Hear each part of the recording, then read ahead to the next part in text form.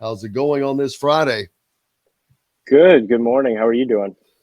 Doing fine. Up and at it. It is tournament day for Indiana fans and anybody else that had a double bye for that matter, as they will pick up their first game today. That includes Purdue, Michigan State, and Northwestern, the home team, I guess, of sorts, if you can call it that. I don't know that you can really consider Northwestern a home team since they get outdrawn uh, here by both Purdue and Indiana at most games. So, but it will be interesting to see. I think this is going to be an interesting tournament to see who wins this thing. I don't think that it's wide open from the bottom at all. I don't see any of the well, I shouldn't say any of the teams. Um, I'm not expecting any major upsets going forward, but that doesn't mean it doesn't happen. Um, but these teams are rested. Indiana finally got some rest. They probably needed it more than anybody, maybe, but they got some days off, and they'll get a few more days off in between the NCAA tournament. Not a lot, though, as that kicks right into play. But rest is something they haven't had much of until now. Yeah, and you heard not only Mike Woodson talk about it coming into today, but even after the Michigan game last weekend. That last year at this time, right? Obviously, they were pretty much fighting for their tournament lives to try to get in. They had to win 4 in 4 days, and they had the extremely quick turnaround for the NCAA tournament. This time, you have that extra day of rest that only 4 teams get in the Big Ten tournament. So while you're still looking to win three games in 3 days, it's entirely different to do that than 4 games in 4 days. And I think a lot of that shows with just the ability for some of these better seeds to continue to reach the finals or at least the semifinals in the Big Ten tournament year and year again. Especially with the grueling style of the 20 game schedule in the regular season. To come in and try to win 4 games in 4 nights is always extremely difficult. Even to do 3 in 3 is extremely difficult. And so for Indiana to get that extra day, and while they are very much focused on the Big Ten tournament and winning their first ever Big Ten tournament title, getting back to the Big Ten tournament championship for the first time since 2001, it's something that they really need when you're talking about going into next week and potentially beyond that. Yeah, because this is a team that relies for a team that was thought of that had such great depth. That has not really truly been the case. They have drawn a ton of minutes to guys like Trace Jackson Davis, Jalen Hutchifino, and for the guards, maybe it doesn't matter so much, but the big guys, that pounding that takes its toll over the course of a season. But it's tournament time, and you just have to bear down because everybody's gone through the same thing. And Trace Jackson Davis is going to continue to play a ton of minutes. He's going to play 37 minutes a game from now on, so he has to be prepared for that. But fortunately, there will be this is the last weekend you'll play 3 games. The most you'll play is 2 after that, so you should be able to stay rested, and it'll be a week apart, so you won't have to worry about playing every 3 days. So they should be fine in that regard. Race Thompson seems healthy. He looked in the last game. Not only did he look healthy, he looked aggressive. I talked to him in the post game about that. You could tell he had this determined air about him, and he said that Coach Woodson basically told him, score the ball, stop, because he said, I turned it over, and he goes, score the ball, and you could tell something had affected him because he was a different player. He wasn't giving the ball up when he got it in the paint. He was taking it to the rack. Yeah, no, he not only looked healthy, but he looked confident, right? And both of those things go hand in hand, especially when you're coming back from any sort of injury, especially the one that he had when he thought that he was going to be done for the remainder of the season. ultimately ending his career. I think a lot of people were surprised when he did come back, the minutes that he was playing.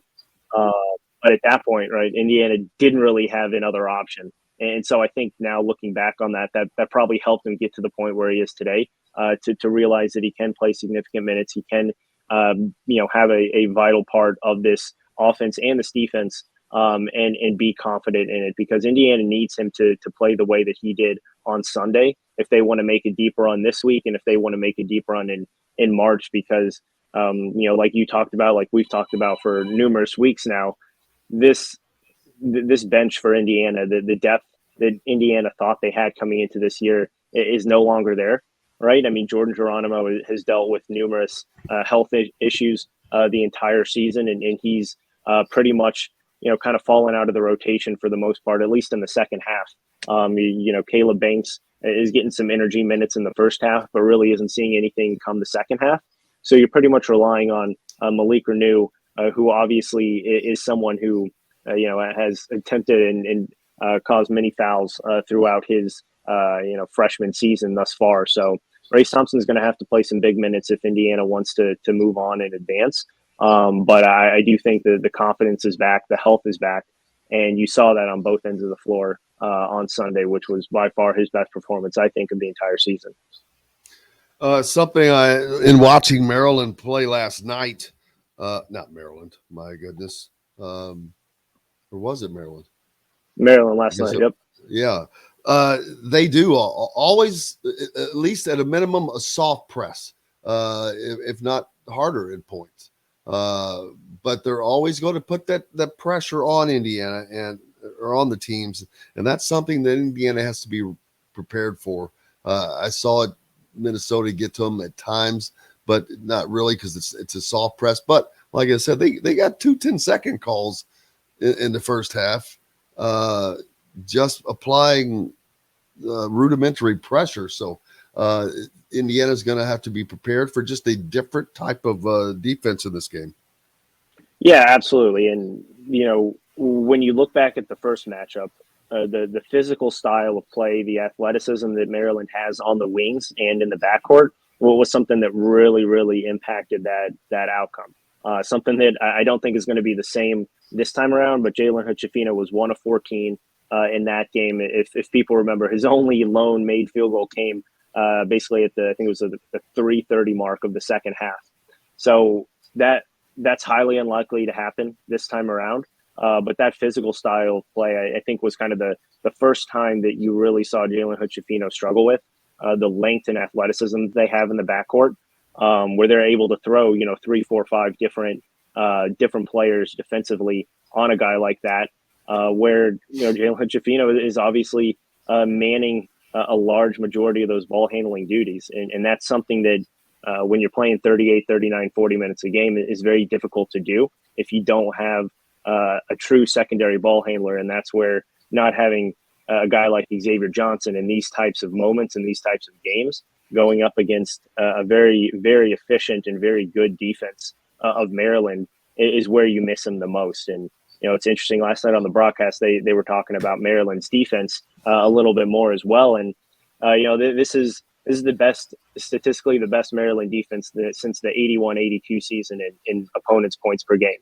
And coming into last night, Indiana had actually scored the least amount of points with any opponent against Maryland.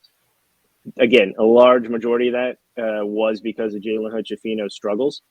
But it is something to show that if those guards are not on for Indiana tonight, it's going to be a very, very long night, because they cannot solely rely on Trace Jackson Davis anymore at this point in the season. They have to have a second and a third player contribute every single game. And if you're not getting that from that backcourt, especially a guy like Jalen Hood-Schifino, you're going to struggle to not only score the ball, but just to struggle to maintain any sort of presence offensively. And that's what you really saw in that first matchup.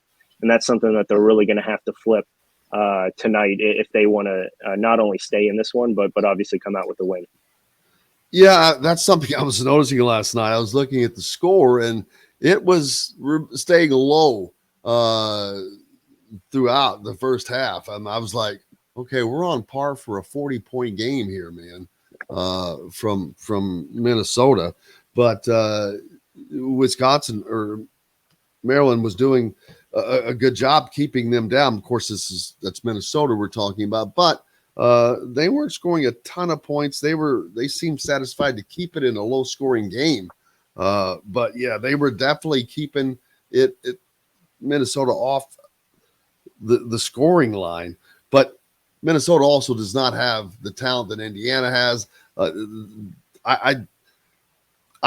Maryland does not really have someone that can stop Trace Jackson Davis from the freshman Reese. He's a good piece, and he's young and quick, but they don't have a guard that is as good as Jalen Hood-Schifino. I don't think so. I think Indiana wins in that regard there, but it's the other pieces that have to play together. Yeah, absolutely. I mean, when you talk about Julian Reese, one of the two areas that he impacts the game most are offensive rebounding and then rim protection. He's phenomenal at both, but one of the other major parts is he leads the Big Ten in fouls. He's averaging 4.8 fouls per 40 minutes. He's already averaging almost 3.5 fouls in the minutes that he does play. And when you talk about a very physical style of play that Trace Jackson Davis likes to have on that end of the floor, that's going to be extremely notable and a key story to kind of follow in this one. Really was not foul trouble in the first matchup. Had double in the first matchup with Indiana. Trace Jackson Davis obviously still had his with 18 points and 20 rebounds and extremely efficient from the floor. But that's when you get into kind of that backcourt play, because we know Trace Jackson Davis is going to be able to get his. And even if he's not scoring, right, this season he's shown the ability to still have the offense run through him and not have any sort of stagnant offense. His ability to pass out of double teams, his ability to create off of the dribble, I think is obviously phenomenal at this point. But Jameer Young and Don Carey, Hakeem Hart, these guys are really, really good, tough wings and guards for Maryland, and they bring that chip on their shoulder that those old Maryland teams used to play with when they were in the ACC. And so this is a very difficult matchup for Indiana in a lot of different areas. Their ability to drive offensively for Maryland from the perimeter is something that Indiana really struggled to maintain. They've really struggled in that area for the majority of Mike Woodson's tenure for wing perimeter players. And then you look at the small ball kind of hybrid versatile four in Donta Scott, and that's a position that's always killed Indiana. Indiana's inability to guard a versatile, athletic four-man has been the downfall of this defense in almost every single loss that they've had this year. And Donta Scott had 19 in the first matchup, was pretty much unstoppable when he got the ball in his hands. But Indiana needs to live with him taking the three. He shoots over 4 threes a game, but he's only hitting 29% on the season. He's only 1 for 7 in the first matchup. So if Indiana is able to, continue to keep him out on the perimeter, and if he makes 3, 4, 5 threes, then you're going to live with that, because he's shown in his 4 years he's not going to continually do that. And if he gets hot, then he gets hot. But if you're going to allow him to take any of those bigs for Indiana off the dribble, or get in any sort of a mismatch and switch with any of those smaller athletic forwards that Indiana has, that's still going to be a mismatch, because he's just so strong, and his ability to out-muscle anyone in the paint was evident in that first matchup. So Indiana's going to have their hands full. I think Maryland is a very, very talented team, a very, very veteran team. Not a lot of major games that this group has played in, but they have played in a lot of games. So I think this is going to be a really, really fun matchup. A really, really good matchup individually all across the floor. But Indiana needs to win those matchups in more way than one, because they really struggled to do that in the first matchup.